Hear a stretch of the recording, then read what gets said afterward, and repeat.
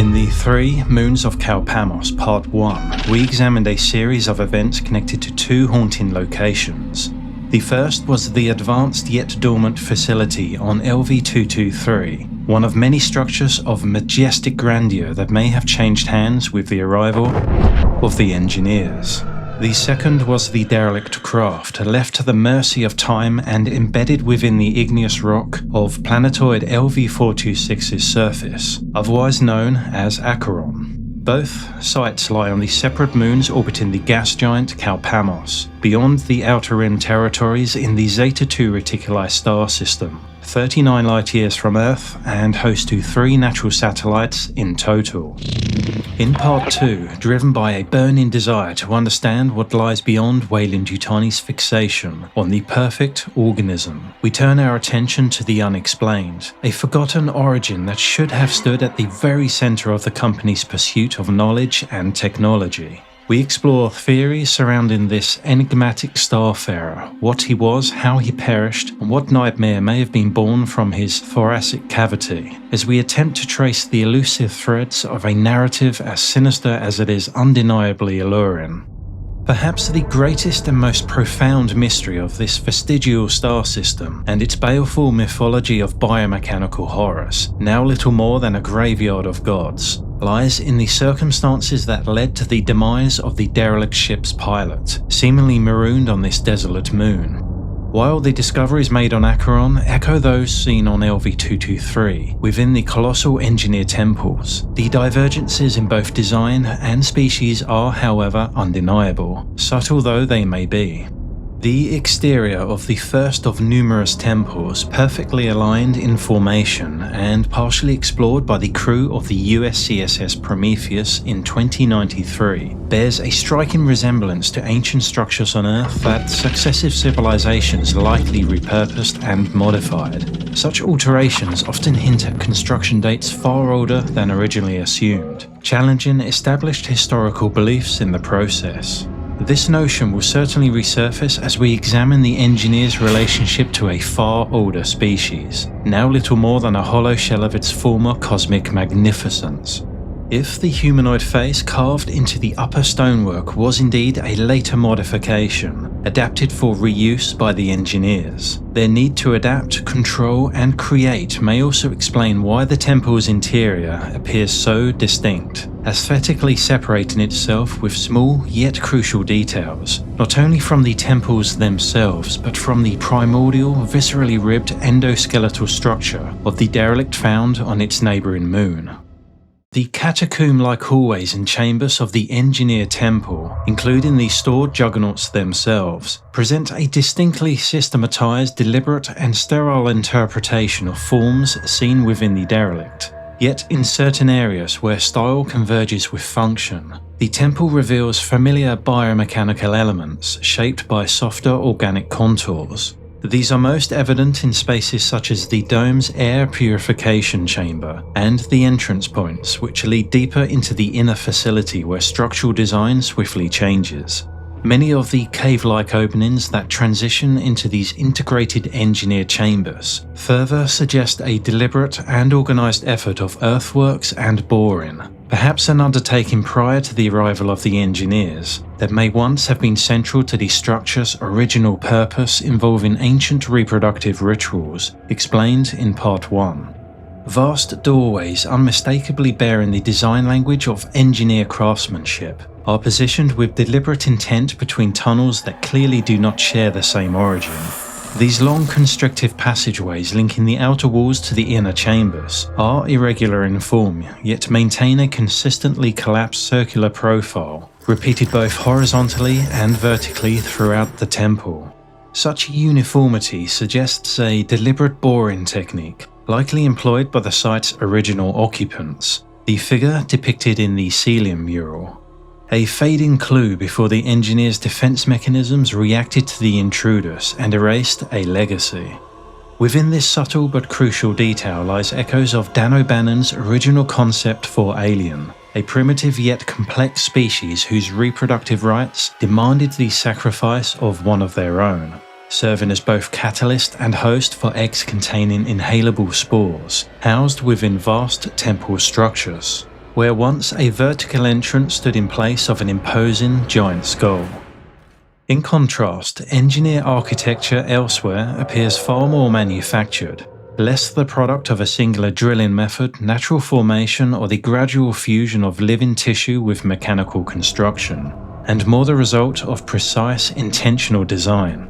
Therefore, this sudden shift in form and appearance unmistakably signals the presence of the engineers, a sophisticated, world-seeding humanoid species whose chilling obsession with the extraction of technology from the discovery of integrated living mechanics and their unnatural acceleration of evolution utilizing their most precious creation extends beyond their own bodies and environment, reaching new worlds and unimaginable biomechanical purity. This complex fascination appears to be a legacy inherited from a bygone race of monolithic beings, themselves biologically linked to their cathedral-like sanctums. But what emerges here is a precisely uniform construction, a symmetry-driven load-bearing curvature where megalithic scale meets mechanical intent. However, the internal architecture appears far more deliberately manufactured and fabricated than that of the derelicts, whose own forms almost suggest they were grown into being, then later ossified into a bone-like structure, ribbed for structural strength without mass, very much mimicking biology. This cartilage-like arrangement not only reinforces the impression of a biomechanical union, but also strengthens the possibility that the craft's navigator belonged to an entirely separate species. Perhaps the two were still genetically related, the engineers having long sought to refine their own DNA through gene splicing, pursuing mastery over this strange fusion of flesh and machine, regardless of whether that knowledge was gifted or taken. When the crew of the Nostromo encountered the long-dead pilot in 2122, one crew member remarked upon the giant humanoid's apparent age, suggesting signs of fossilization. Looks like it's been dead a long time. Fossilized. More plausibly, this was a misjudgment by the ship's captain, Arthur Dallas, who in the same breath observed that the being appeared to have grown out of the chair.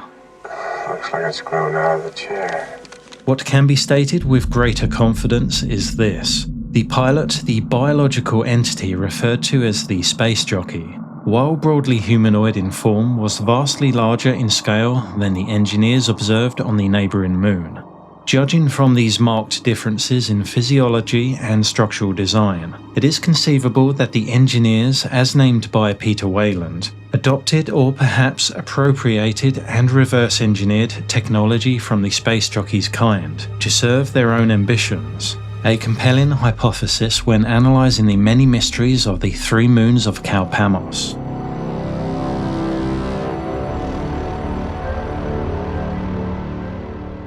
Before constructing theoretical narratives about who this being was and what motives may have led to its demise on Acheron, we must first anchor ourselves in observable evidence. Architectural configuration, biological morphology, and observed technological artifacts form the foundation of this analysis. From there, we can begin to dissect recorded encounters and closely examine the scenes themselves, before attempting to draw any connections between the catastrophic events on LV-223 and the final docking or crash of this long-abandoned relic on LV-426. In the process, perhaps we can unlock a wider insight into this odd cosmic timeline of events. 29 years after the incident involving the Prometheus and its crew on LV-223, Kane, Dallas, and Lambert begin their investigation of the unknown vessel, emitting a warning signal, and our first subtle clue emerges. As these wary responders to a hair-raising acoustic fossil, a cold, relentless, inhuman oscillation, a warning misinterpreted as a call for help, now elevated to highest priority by the company that employs them, step inside the ship. We catch sight of a detached section of conduit or hull, either partially disconnected or completely severed from the structure. 29 years earlier, on LV-223, the explosive impact of the Prometheus, its 4 nuclear-powered ion plasma engines ramming directly into the escaping engineered juggernaut, offers a crucial point of reference. Despite the subsequent collision of the two vessels and the Juggernaut's plunge back to the moon's surface, it sustained remarkably little visible damage, strongly suggesting a level of structural resilience that defies all known physical laws governing stress, impact, and material endurance, allowing the craft to remain relatively unscathed. Additional evidence of this can be seen on Planet 4, where the stolen Juggernaut commandeered by David landed abruptly after he took action to wipe out an entire civilization closely connected to the engineers. If the Derelict on Acheron, which also displayed very little evidence of structural disintegration, follows a similar or perhaps even the original construction template, it is plausible that only extreme forces, such as prolonged pressure from subterranean lava flow and the thermal expansion and contraction of surrounding rock, both of which Acheron exhibits in abundance by the formation of its eerie terrain, could account for the minor damage we now observe. The implication here is certainly intriguing, as large surface changes would take time, possibly placing this event further back in the timeline, suggesting this vessel may have rested here for far longer than the site-wide disaster on LV-223, which occurred roughly 2,000 years ago. Additionally, the compelling visual evidence of the Exilo's true location, vastly outsizing the Derelict itself, offers a far more grounded explanation than invoking a magic satchel or a pocket dimension cargo hold, implying that this enormous network of tunnels somehow fits inside the ship. Instead, if we assume the subsurface lava cabins were later repurposed by the pilot's kind, or perhaps by the ship itself via substrate colonization, the apparent scale and aesthetic discrepancy between the two lifeforms informs not only a plausible conclusion, but a logical one, suggesting the presence of two distinct species, the transfer of greater knowledge, and hinting at a far more complex and fragmented history in and out of this prominent star system. For an alien vessel whose unusual shape and appearance echo the neural pathways and vascular systems of a living organism, our first glimpse inside does little to challenge that impression. Its passages exude the internal endosomatic qualities of something that may once have been alive. Each sinewed join and tendon-like formation within these ribbed corridors feels less like architecture and more like anatomy, suggesting something far more complex than a simple network of analog or digital mechanisms governed by an operator. The tangible sense of this fossilized anatomy points toward a deep neural and physiological integration between navigator and vessel, a form of neurogenic coupling that may have allowed the pilot to sense the ship intimately, and for the ship to respond in kind. Notably, the recognizable circular collapse of these passages mirrors the more rudimentary tunnel formations found within the engineer temples on LV-223, something to consider. As the crew of the Nostromo climbs out of one of the ship's sub-level spinal conduits, a passage that feels less like a corridor and more like a vital cavity once integral to the vessel's function when it was active, they emerge into a vast carapaced dome, the ship's cockpit, a leviathan of a chamber radiating authority, even when abandoned. Importantly, its design, as mentioned earlier, appears far more organic, elegantly crude, and seemingly void of any obvious user interface in comparison to the control chamber within the Juggernauts on LV-223, almost as though this craft had been grown into existence, rather than any form of conventional construction. Its sole occupant, who in life may have illuminated the universe's deepest mysteries, possessing mastery over the four fundamental forces, and carrying thousands of untold stories of his people's origin and purpose, now lies forever silent. This knowledge he once held, along with the unsettling philosophy that shaped it, may now be understood and preserved only through the engineers. If we begin with the premise that the two beings discovered on the moons of Calpamos are genetically distinct, an unavoidable question emerges. How did the engineers come to possess wisdom and technology seemingly derived from a far more ancient celestial progenitor? The search for answers surrounding this enigmatic figure may represent the most profound cosmic mystery in the entire saga, yet crucial clues remain, subtle distinctions that must first be recognized before we begin to assign meaning to this haunting chain of events. A closer examination of the pilot's chair reveals details that lead to staggering interpretations of what this creature truly was. Interpretations that align seamlessly with H.R. Giger's biomechanical aesthetic. The raw and unsettling fusion of flesh and machine became a defining visual language in the early films, giving them their enduring existential weight and sense of cosmic horror. In particular, Necronom 5 directly inspired Ridley Scott when he first imagined the Space Jockey. The head of the central creature in Giger's painting would also influence the final form of the xenomorph itself.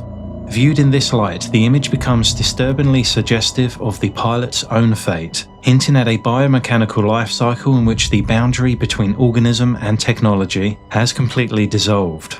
Countless questions still surround this elusive entity and the immense apparatus to which it was bound. Yet the physical evidence suggests something extraordinary. The organism may not merely have been seated within the chair, but fused to it, or even grown from it. To human eyes, such a union feels almost unbearably cruel. A grotesque convergence of biology and machinery that defies comprehension and challenges every moral instinct we possess. On LV-223, the awakened engineer reactivates a juggernaut to fulfill a 2,000-year-old mandate, the eradication of all life on Earth. Humanity having not lived up to the engineer's hopes and expectations, the cycle begins again. As he enters the command chair, we observe a construct markedly different from that of the derelict pilot's command seat, now little more than a biomechanical sarcophagus. This design is smaller in scale and distinct in form, and crucially it permits entry and exit from the rig, rather than requiring any permanent neural integration with the vessel. Therefore, such a feature was likely adapted for reuse by the engineers, suggesting a fundamentally different relationship between pilot and craft for both species. The fusion of biology and machine makes it extraordinarily difficult to distinguish where skeleton ends and the neural interface architecture and pressure support exoskeleton begins. Yet certain details stand out. A fixed connection from the chair side to the upper arms, marked by visible fusion lines, and tubular attachments extending and penetrating behind the lower skull, appear to anchor the organism firmly in place, securing its limbs, head, and torso. These interfaces likely enable direct neural symbiosis between the ship and the pilot. Such an integration would require the vessel not only to sustain the organism through collected biological readings, but also to receive continuous physiological input in return.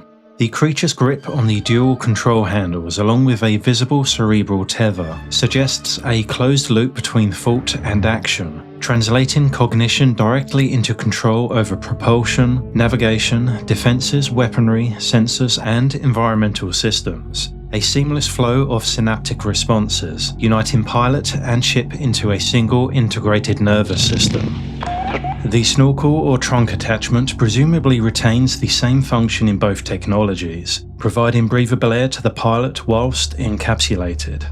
However, as a creature partially made of flesh and bone, the device would surely distribute psychoactive agents, affecting perception, mood, and cognition, as well as sedative compounds to increase comfort, whilst condemned for eternity to this mechanical womb. The chair markings also vary, however, perhaps because utility was fundamental to the development of the Space Jockey's chair, while aesthetics and comfort were the overriding concerns for the engineers who retained their mobility. Remarkably, the most striking feature of this fallen giant is its gaping thoracic rupture on its right side, a wound highly reminiscent of a violent parasitic emergence. It's not difficult to imagine a coiled muscular tail driving a hardened cranial dome upward with such force that the ribcage splintered from within. At first glance, the fractured rib-like formation appears to be bone, yet given the immense passage of time, what remains is unlikely to be strictly organic. Once cracked and exposed, bone deteriorates rapidly. The marrow within, rich in fats, proteins, and moisture, accelerates microbial activity and internal structural breakdown, allowing decay to compromise the bone from within. Furthermore, fossilization requires very specific conditions: oxygen-poor sediment, prolonged mineral infiltration, and immense geological compression over vast spans of time, none of which occurred here. What remains, then, is not a desiccated skeleton, but something far more mechanical than organic. A grown bioalloy designed to fuse the creature's biology with the vessel's genetically engineered structure, enabling growth, preservation, protection, but ultimately eternal imprisonment of this confined occupant. It is even conceivable that this strange welding of flesh and bioalloy, a nervous system extended into machinery, was not merely a duty imposed upon an individual, but a profound honor bestowed upon a select few of the Ancient Ones, deemed worthy according to whatever codes or beliefs, likely incomprehensible to us, governed their civilization.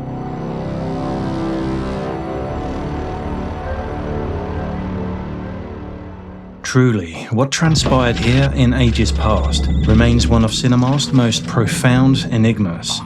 An argument could be made that the archived holographic recordings activated by David within one of LV-223's juggernauts could be met with an equivalent on board this prehistoric relic, a record perhaps concealed within the calcified command dice connected to the Space Jockey itself, waiting to reveal events exactly as they unfolded long ago.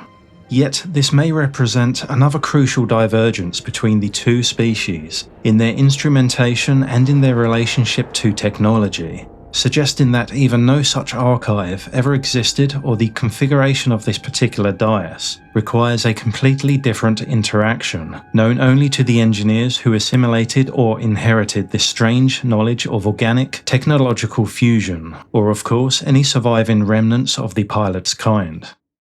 Was this central figure alone on his doomed voyage or detour to Acheron? Or was he accompanied by a crew to this fascinating region of space?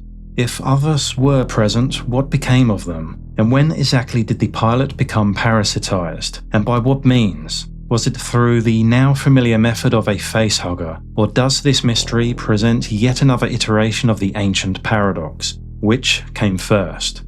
One additional detail adds another fragment to this cosmic puzzle. At the moment of death, the pilot's head appears to be sealed within the chair's protective apparatus, closing access to the esophagus. This observation lends weight to the possibility that the parasite's life cycle was triggered by an earlier, perhaps entirely different, proto-form of parasitic transfer.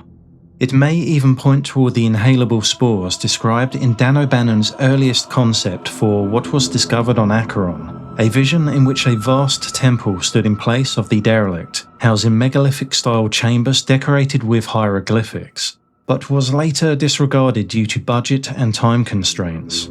Such an ancient mechanism of infection would date back millions of years if so. Yet another possibility cannot be dismissed, that the engineer's dark accelerant somehow adapted to the ship's partially organic material and environment, creating a chimeric carrier organism capable of breaching the bioalloy fusion of flesh and machine, impregnating a most unusual host indeed. Adding further weight to this colossal mystery is the presence of a vast network of tunnels, perhaps originally formed by underground lava flow, but later clearly repurposed. Evidence of this lies in the overbearing cartilage-like struts and exoskeletal framework, which continue to house and preserve countless overmorphs, rooted to the floor by a shared organic substrate. The effect is uncanny, almost as if the ship had secreted its own catacomb, spreading its DNA deep into the rock as a tree roots itself into the earth. What stands out as a decisive factor is the mural carving discovered in the ampule chamber on LV-223, which appears to depict a being closely resembling the xenomorph, almost as if it were deified. This proto-xenomorph may reflect a stage of evolution closely tied to the dark accelerant that the engineers so prized, a form biologically purer, during an early stage of the organism becoming host-dependent and morphologically adaptive. Interestingly, the same could be said of the Deacon variant that killed its engineer host, using its body mass to tear through layers of synthesized skin, an organism born from a more underdeveloped host-dependent reproductive system. The trilobite, by contrast, seems to have emerged as a freak event, an aberration resulting from the carelessness of the Prometheus crew, rather than any strict method the engineers employed to create life. It was Elizabeth Shaw's female anatomy that revealed a truth behind the organism's invasive yet unique life cycle. Her ovarian material became an essential component in initiating this horrifying process, a process both terrifying and intricately complex. As discussed in Part 1, the third moon of Calpamos was likely a site of strict discipline and paramount importance to the engineers. Biology here was perfected and purity considered above all else, even at great cost. The sacrificial harvesting of females from seeded worlds such as Planet 4 appears to have been imposed as a religious duty upon subordinate sub-engineer races, as evidenced by the plethora of worship displayed when David arrived under the guise of their gods. One possible theory is this: if the pilot functioned as a vital organ of the ship, then its impregnation by an embryo may have triggered catastrophic system failures, and the pilot's death would have severed the vessel's lifeline entirely. Whether this event caused the ship to crash, or if it was already docked here on Acheron, is unknown, but it is likely that the pilot served as the vessel's brain, and all vital signals were cut off when he perished. Between the unnatural horrors that unfolded on the third moon of Calpamos, as hinted at in Part 1, and the observed signs of a highly organised ritualistic militancy within the temples on LV-223, this being, physically and mentally integrated with its craft, somehow became host to that or something akin to which the engineers appeared to revere. Considering that the only cargo discovered on LV-223 consisted of urns containing the self-propagating bioagent, a substance capable of weaponizing adaptability to grotesque extremes, it is reasonable to speculate that whatever triggered an embryo to grow within the Space Jockey may have loosely mirrored the chain of events that ended the life of the awakened engineer. It is important to remember that it was Elizabeth Shaw's altered reproductive biology that enabled the creation of this oversized parasitic organism, which ultimately overpowered the lone engineer, a creature widely regarded as an organic mutation but with identical functions to the facehugger. As previously discussed, the hypothesis that the third, unexplored and isolated moon of Calpamos once served as a research and testing facility, harvesting females from the engineer's subordinate population seen on Planet 4, supports a crucial idea. For one, it implies that the engineers chose a path of evolution that transcended sexual reproduction, eliminating the need for genetic recombination between the sexes, and thereby unifying their genome. Secondly, without female reproductive organs, the dark accelerant may never have been able to produce the parasitic organism or its ovipositor functionality. In such a scenario, the protomorph might never have come into existence. This strongly suggests that the deacon born from its surviving engineer, albeit similar in likeness to the mural, was far from the first of its kind, and certainly not solely the product of David's curiosity, even if the deacon itself was likely not identical to what was once worshipped. The truth may lie in a far older heritage, immortalized in mural form. The artwork hints at an ancient primordial rite, a doctrinal icon of perfected life preserved in ritual stone.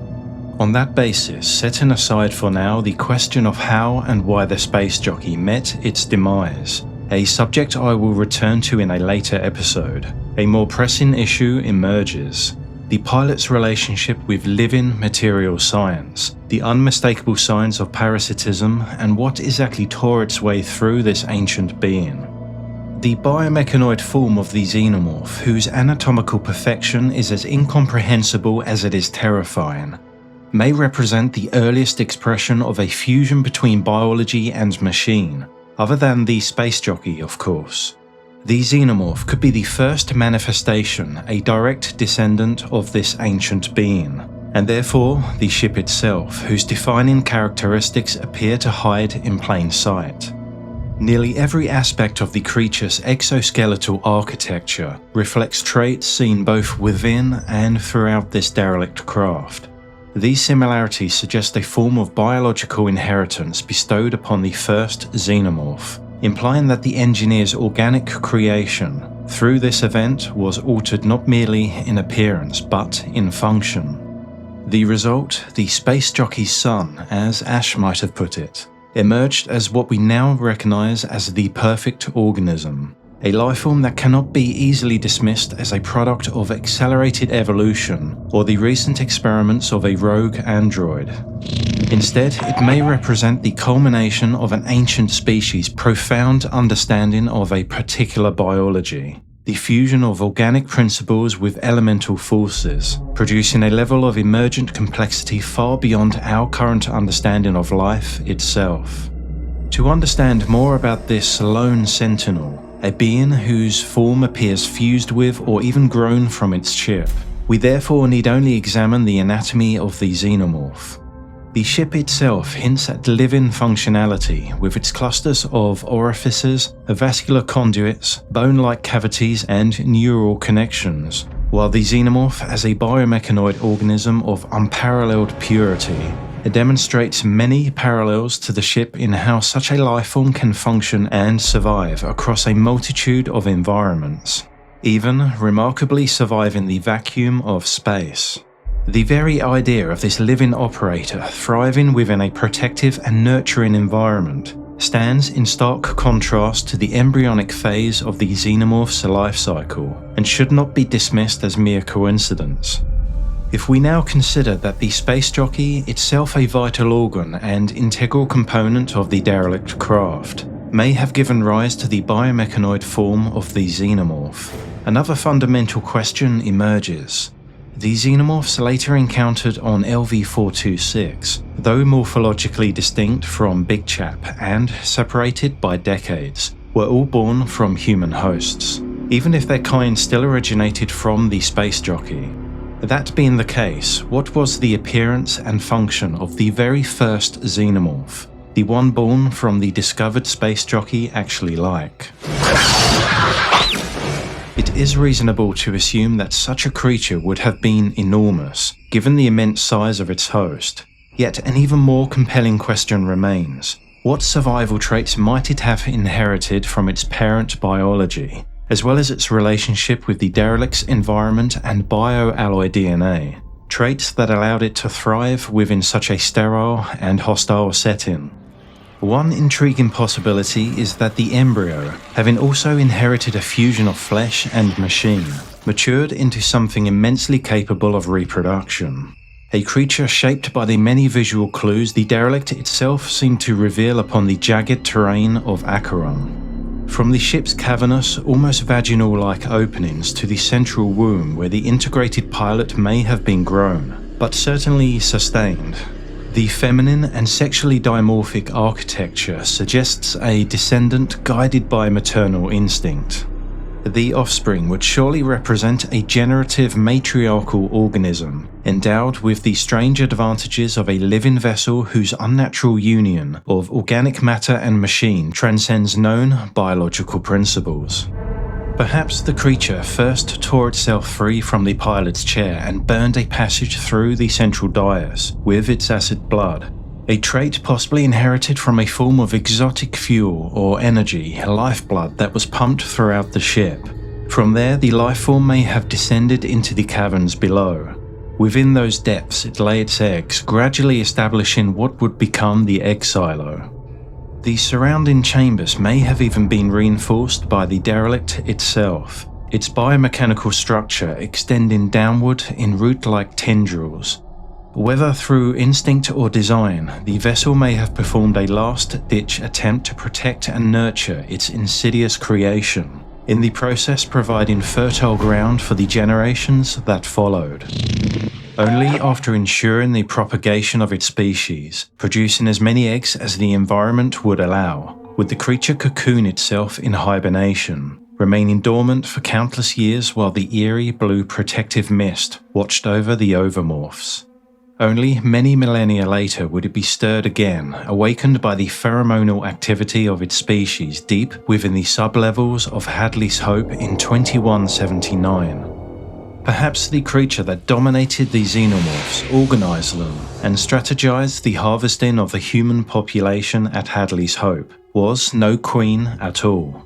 After all, the classification was coined in desperation by the surviving colonial Marines, struggling to make sense of the chaos as they fought to escape. Rather than a specialized genetic adaptation designed to expand the species, it is plausible that the creature's immense size, reproductive capability, and imposing form were traits inherited from something far older. This so-called queen may have been a relic of a far more ancient lineage, the very same entity that once escaped the biomechanical prison of the Derelict, ironically achieving the one feat the pilot himself was unable to accomplish in his final moment of need. If the ancient being who once operated the Derelict was fused with or even grown from the pilot's chair, and if the ship itself possessed the ability to nurture and sustain this life form, then the notion of a progenitor xenomorph, a firstborn if you will, becomes an entirely plausible possibility.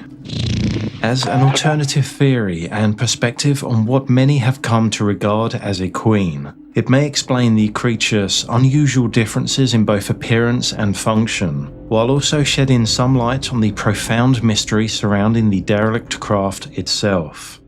Science Officer Ash was intentionally placed aboard the Nostromo by Weyland-Yutani only days before its departure to serve a higher cause than the mission's public manifesto. Although he had limited time to analyze the facehugger, or the embryo as it developed into its final form, he quickly understood the significance of the organism. As a synthetic construct himself, Ash appeared to recognize its extraordinary potential and the importance of uncovering its true origin. However, his human colleagues cut his research short with their desperate insistence on survival. I can't lie to you about your chances.